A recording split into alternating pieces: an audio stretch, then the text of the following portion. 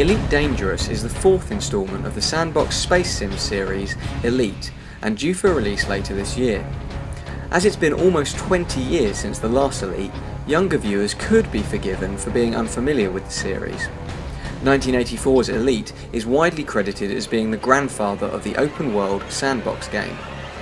Some might even go so far as to say that blockbuster titles like Grand Theft Auto might not even exist if it weren't for this ahead-of-its-time game. Elite takes place almost entirely in the cockpit of a spaceship. The premise is that you're a pilot in a vast procedurally generated galaxy.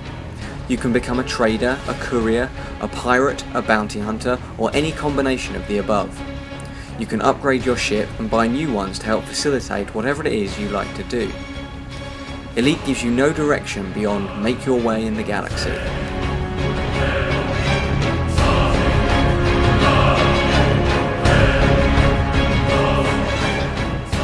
Elite Dangerous was funded by a Kickstarter campaign back in early 2013, and it has made rapid progress since then. Higher tier backers were given access to early alpha builds of the game, but alpha access is still available direct from their site for anyone who missed the Kickstarter and would like to get involved before the final game is released. On the 10th of April, Elite Dangerous opened up access to the single-player combat alpha to all premium beta Kickstarter backers, those who chipped in £100 or more. Alpha backers at £200 or more have been enjoying the development of Elite for some months now, including this single-player module. Recently, creator David Braben mentioned that almost 10% of these backers were playing Elite using an Oculus Rift.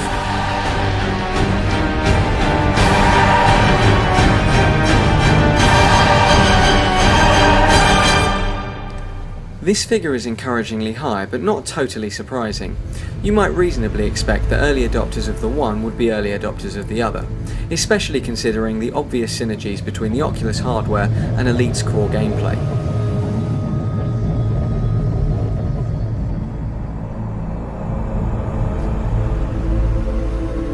I was recently able to have a go on this single-player combat module with an Oculus Rift on a friend's PC. There are 9 different combat scenarios to try, starting with a simple target practice, moving on to one-on-one duels, and then facing off against multiple ships. One scenario has you make use of stealth tactics, another has you assault a large Anaconda-class freighter. The later scenarios have you fighting waves of enemy ships or getting embroiled in an interfactional conflict.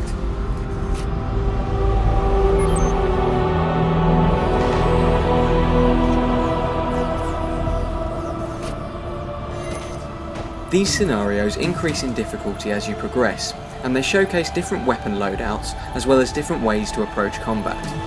Of course, they are reflective of only a small but central component of what the final game will involve, but they act as a tantalising taster.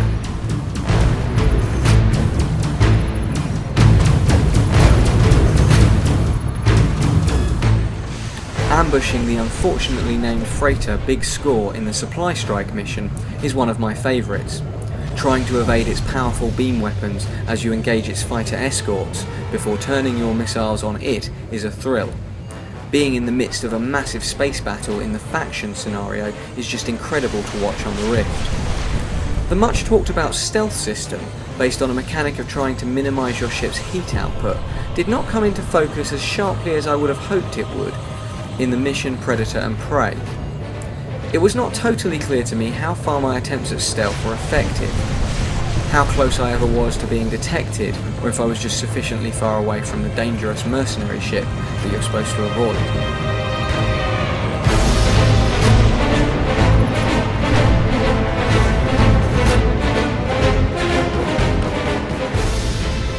Elite Dangerous is gorgeous and one of the nicest looking games on the Rift.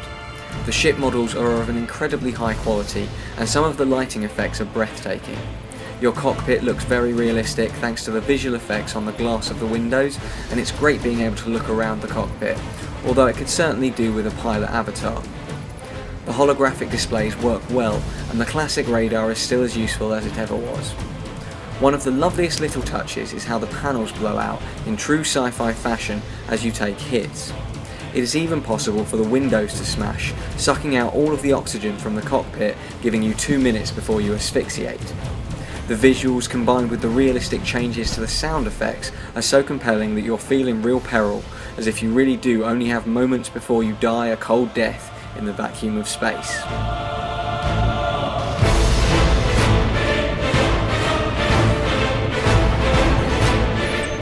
As this is just an alpha build, it is prone to crashing, and it has a few technical issues with regard to Oculus support.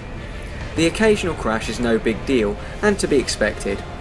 Luckily, it seemed to happen most often at the start of a scenario, so it wasn't frustrating in the sense of losing progress.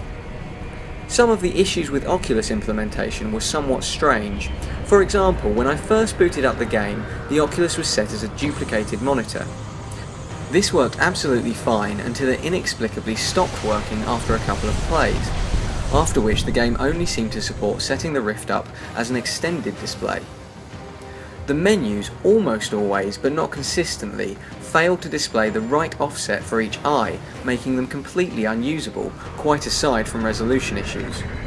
Once in play, however, there were no real issues with the display or head tracking.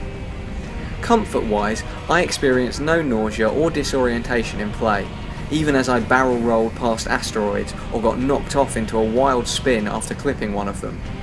My friend, who had never tried VR before, also reported no feelings of sickness, even after several hours of play. This is a really good sign for the game.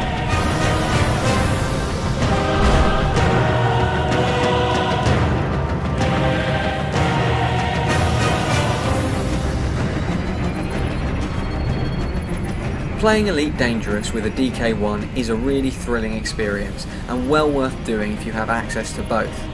It's really close to being perfect, but there are currently a few issues that prevent it from being the definitive way to play the game. Luckily, most of these issues are rectifiable, and hopefully they will be fixed for the final release.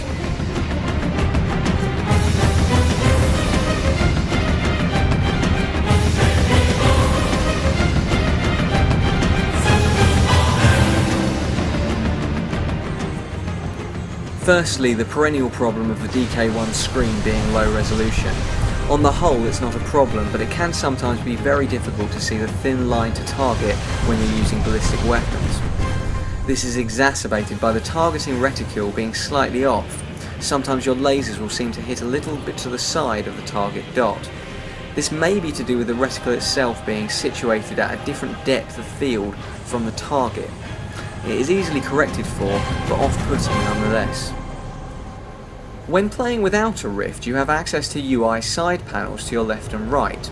The left panel allows you to see a list of visible contacts, while the right allows you to fine-tune things like weapon firing groups.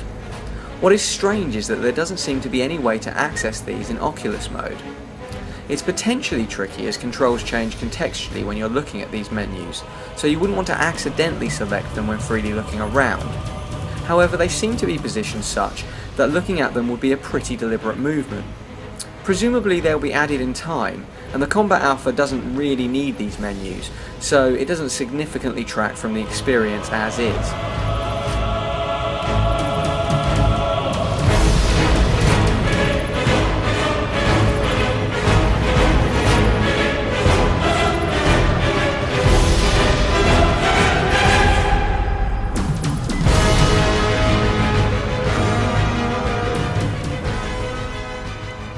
The other issue that is more fundamental is that Elite Dangerous is a complex game, skirting the edge of being a fully fledged sim. As such, it requires a lot of different control keys, far too many for a gamepad. If you're playing with a keyboard and mouse, you're going to need to peek out the bottom of the Rift to check where your fingers are from time to time, at least until you're well accustomed to the controls. If you really want to get the most out of Elite Dangerous, you may need to invest in a costly flight stick to ensure full immersion and to hope to attain a true sense of presence.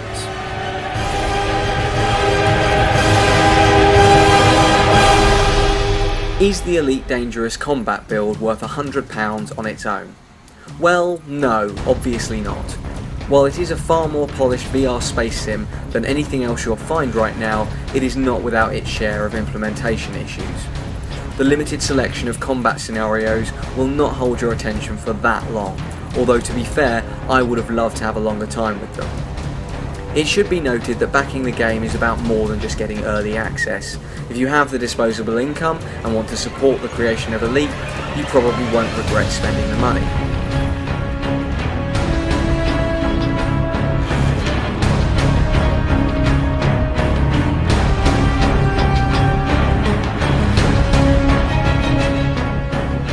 Furthermore, on May 30th, the full premium beta will be released for these backers. This will be much closer to the final game, featuring trading, a whole galaxy to explore, and that classic Elite sandbox gameplay loop. Even then though, you may be better off saving your money, at least until you can play the game on your DK2 with its HD screen, and until further improvements have been made to the VR support and general stability. When the full game is released at a standard price later this year, there is no doubt that it will immediately become one of the must-have games for Rift owners.